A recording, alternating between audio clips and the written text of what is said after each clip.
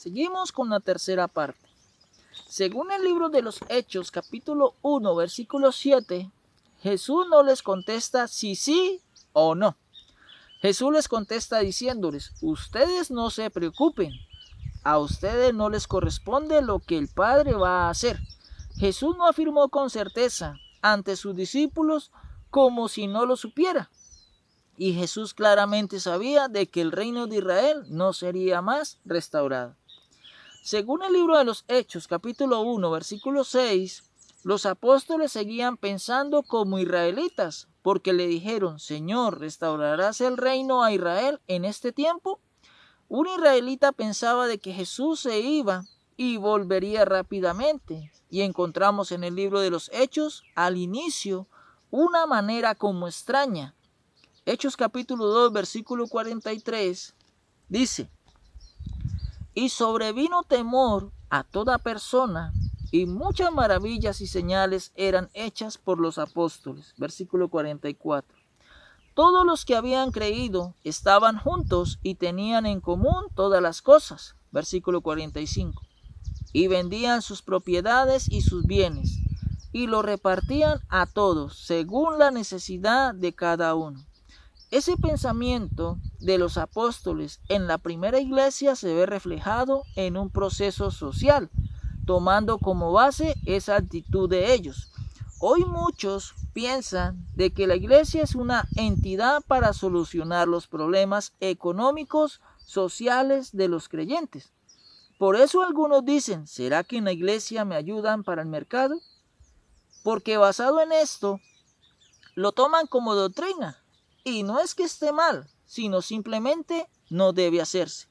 Es gratificante el dar. En la iglesia es personal y es uno del fruto del Espíritu Santo. Si ayudamos a alguien, lo hacemos porque le amamos.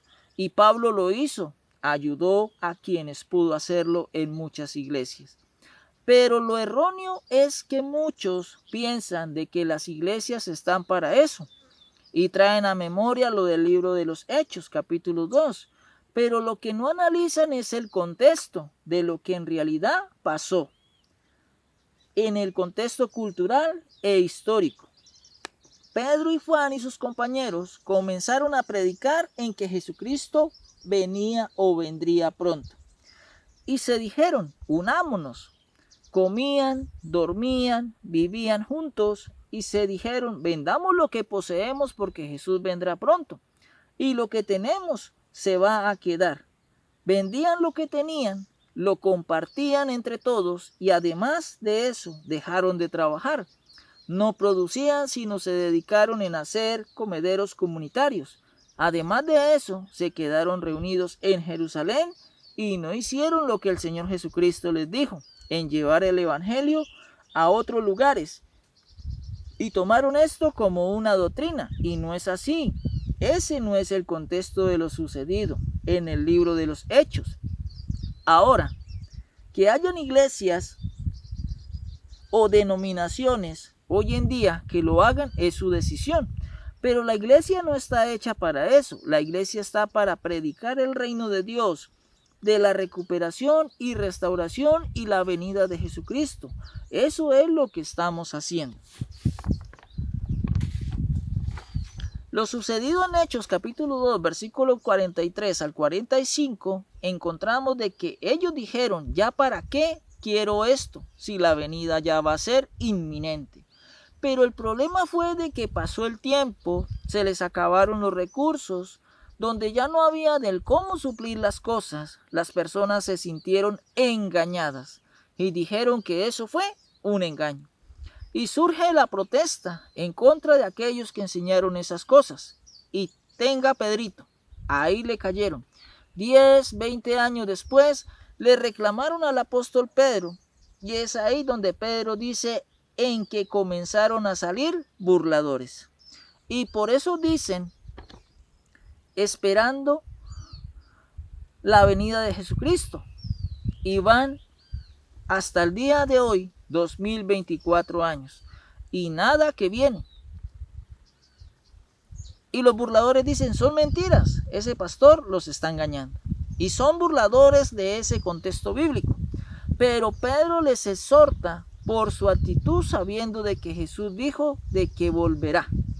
Luego Pedro escribe en su segunda carta, en el capítulo 3, versículo 3, sabiendo primero esto, que en los postreros días vendrán burladores andando según sus propias concupiscencias. Y el versículo 4 sigue diciendo, ¿dónde está la promesa de su advenimiento? Porque desde el día en que los padres durmieron, todas las cosas permanecen así, como desde el principio de la creación. Por causa de que no se cumplió lo que predicaron, años después comenzó a surgir personas que se burlasen. Y cuánto más hoy en día son burladores, porque tienen una base. Es cierto, Jesucristo no vino pronto. Pero luego Pedro dice en el capítulo 3, versículo 9, el Señor no retarda su promesa, según algunos la tienen por tardanza, sino que es paciente para con nosotros, no queriendo que ninguno perezca, sino que todos procedan al arrepentimiento. Aquí Pedro, como no tiene un argumento más sólido, lo que Pedro dice es de que es una causa de la paciencia de Dios, que no envía a su Hijo aún para que todos alcancen el arrepentimiento, como si Dios faltase a su promesa en cuanto a la venida de su Hijo por segunda vez. Y no es así. Luego Pedro dijo en el versículo 8, mas, oh amados, no ignoréis esto, que para con el Señor un día es como 1000 años y 1000 años como un día.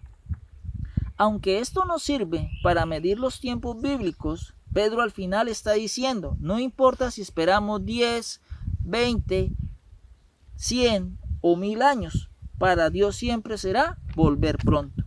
Por la razón en que el problema del tiempo es con nosotros y no con Él. Pareciere como excusa de alguien que enseñó tanto tiempo algo y no tuvo el carácter para cambiar la posición, porque obviamente ya no encaja y esa teoría no se puede cumplir por la sencilla razón de que ya han pasado más de 2000 años y aún Jesucristo no viene y no es poco tiempo, sino es mucho tiempo. Por lo tanto, no es pronto y todavía dicen, pero para el Señor un día es como 1000 años. Sí, hermanito, entienda, para el Señor, pero para nosotros sí es mucho tiempo, por la razón en que a nosotros sí nos afecta el tiempo. ¿Y quienes estamos esperando? Somos nosotros. Así, mis amados en el Señor, recuerda suscribirte en mi página de YouTube, La Restauración del Reino de Dios en la Tierra. Y como dijo el apóstol Pablo, por tanto al Rey de los siglos, inmortal, invisible, al único y sabio Dios, sea honor y gloria por los siglos de los siglos. Amén. Dios nos bendiga.